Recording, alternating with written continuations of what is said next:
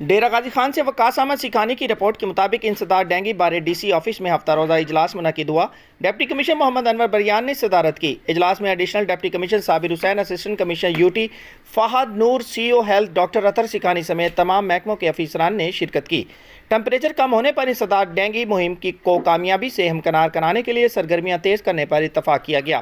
محکمہ ہیلتھ کی 552 ٹیموں نے ایک ہفتہ کے دوران 77,057 گھروں کی انسپیکشن کی۔ ضلع بھر میں 55 آؤٹ ڈور ٹیموں نے 10,002 اسپاٹ چیک کیے، جبکہ ڈیرہ غازی خان کے مشتبہ جگہوں پر 11,289 فوگنگ سپرے بھی کیے گئے۔ اجلاس سے خطاب کرتے ہوئے محمد انور بریان نے کہا، انڈور آؤٹ ڈور سرویلنس کو ہر صورت یقینی بنایا جائے گا۔ ڈینگی کی روک تھام کے لیے سرگرمیوں میں کوتاہی نہ برتی جائے۔ انہوں نے کہا کہ شکایت کے فوری حل پر تمام افسران کی کاوشوں کو سراہتے ہیں۔ ڈورمنٹ یوزرز کو ہرگز برداشت نہیں کیا جائے گا۔ اجلاس میں انسداد ڈینگی کی کارروائیوں اور سٹاک پوزیشن کا بھی جائزہ لیا گیا۔